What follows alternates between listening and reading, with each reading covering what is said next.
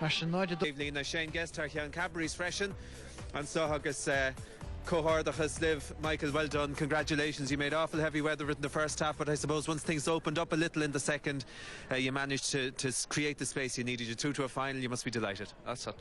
Things were very scrappy in the first half, you know. A lot of things didn't go over, had a lot of ways, gave away a lot of solid ball, you know, but thankfully I suppose maybe Tipperary had a lot of ways too, you know, and maybe another day they would have went over, but we were gripped at half time, and thankfully, you know, things went well for us and we got a good start to the start of the second half, which might have been key, you know. Maybe unlucky enough sending off, you know, with Kieran McDonald, you know, but thankfully, you know, Lady Luck was with us today and we held on there for the one.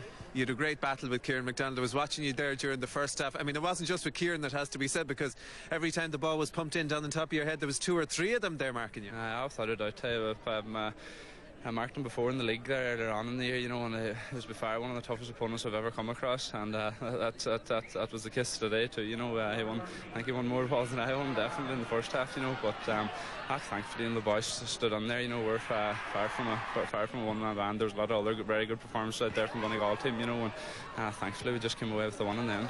What was it about the second half, Michael? The sending off is the obvious thing that she'd a bit more space to operate in, but it just seemed as if fellas just seemed to step it up a bit more, so I'm sure there were very harsh words said by Jimmy at half-time. That's it. I think we were, never mind, Jim did might have said a few harsh words, but us as a group of players, you know, we knew that things needed to be lifted. Like, that wasn't the Donegal team that we kind of, the way we played through Ulster, you know, so we knew we were very disappointed ourselves. We lacked composure, you know, going forward. We made a lot of turnovers, you know, but when we were going forward, we lacked a lot of composure, you know, so, but thankfully we put that right in the second half again, you know, and definitely was far from a complete performance, you know, but we'll have a lot of things to work on now before the final, you know, so we'll look forward to that. Exactly. Now the final is the next thing, because that performance won't win the final, I'm sure you'd agree. So, you know, where do you think are the areas of concern, I suppose, looking forward to the final? I'm sure, like whatever opponents, I don't know how the other semi-final went now, but I'm sure whatever opponents will be facing, you know, every facet of our game will need to be improved, and need to be up if we're to compete with any of the other 2 teams, you know. So there's not just one individual thing we'll need to be improving on. It's everything. Donegal had a poor semi-final record, winning only 3 out of the 14, but of course the 3 that have been won, 2 semi-finals in the under-21, and of course the glorious team of 92 that won the seniors. Any team that's gotten through to an All-Ireland final for Donegal has won them, so a bit of pressure now to perform the next day. I suppose that might be a lucky omen, you know. We're not going to be looking at it that way, you know. We wouldn't be too superstitious, you know, so we've a lot of regrouping to do now before the next game, you know. As I said again, a lot of improving to do if we're to compete now in the All-Ireland final. Okay, Cohordachas Michael Gurmina agus Slartling and Sarah Glor agus Tom Banish Dorling freshen Jim Cohordachas, congratulations. I'm sure after the first half performance you were not a happy man, but after the second 30 you were delighted, I'm sure. Definitely.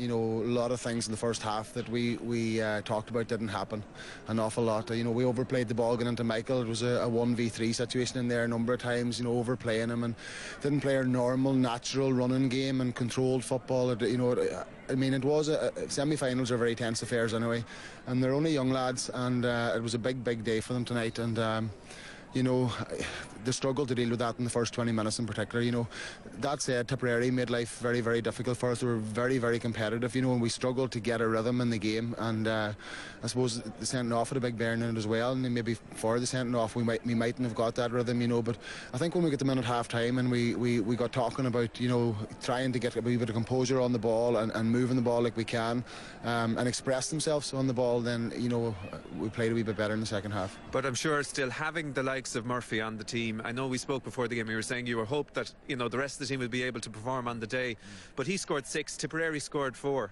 You know, he scored more than the entire opposition. I mean, it's just such a plus to have the likes of him playing, isn't it? Absolutely, you know, but I mean, there was some excellent performances there tonight, you know, in Donegal shirts, you know, particularly in the back line, you know, Paddy McGrath, Kieran Boyle, Declan Wallace in the full back line, Kevin Mulhern had a phenomenal game, I felt, you know, and Mark McHugh, very good. Mark was the one player that, you know, for the whole game really, you know, was composed on the ball, took the right options all the time, took other people into the game and offloaded at the right times and went forward and pulled back at the right time. So, you know, he had a very good hour for the hour. But, you know, I suppose it's a good way to get into the final now. We do definitely have a lot of things that we can be working on and the run into the final, and I suppose that's a plus. The way that you played in the first half, though, is it a concern that, you know, whoever it is that you're playing in the final will look at the tape and will say, you know, we saw what Tipperary did to Donegal with this high-octane, full-pressure game, and we'll just repeat that and we'll try and do it for 60 minutes and we'll win it? Well, I mean, I can't predict what the opposition's going to try and do to us. All that we can do is try and get our own house in order, and we would feel that we didn't get our own house in order in the first 20 minutes, 25 minutes of the game. And when we did sit down and talk it out at half time that they did, and they started playing like they can play, and they moved the ball like they can move it, and we started tagging on a few scores then. Can I ask you honestly as well, with Kieran MacDonald was having a fantastic battle with Michael Murphy throughout the first half, and Michael paid great credit to him there in his interview. But had he not got the second yellow just a minute into the second half, would the result have been different, do you think? Well, I would hope not. I would hope not. I mean, I think that, these things, when they're in melting pot, you get the answer to that, I suppose. And, it was in the melting pot up until that moment, I suppose, and it did open up after that. But, I mean, that's football, you know what I mean? Big games are won and lost on key decisions, and that was a key decision, but all we can do is just focus on ourselves, try and get these things right the next day and move forward from there. Jim, the team is through to an All-Ireland final, the first All-Ireland final for a Donegal team since the glorious team of '92, of which you were a part, of course, going back all those years. I mean, look, there'll be massive talk in the county now of how massive a game it is, pressure on these guys. How are you going to keep them all away from it?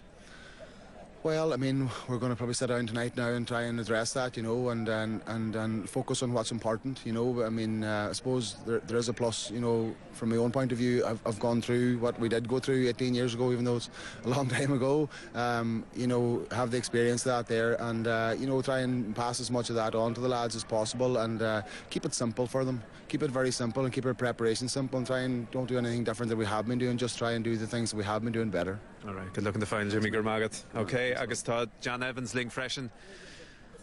John, thanks for coming over. I know it's never easy in defeat. I suppose, the better team probably won on the day, but you'd have to be thinking as well, had you finished 15 against 15, you'd a great chance. Look, I suppose, we came up here and both teams were nervous, but I don't know, I thought it was a few cards flashed too early, and these things reverberate back through a game, there's no doubt, it's the first time Kieran MacDonald was ever sent off in his life.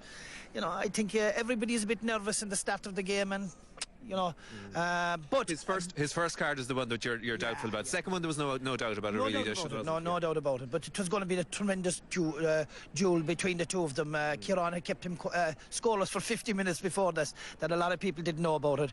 But anyway, look, that as it may, Donegal were fast, very, very physical.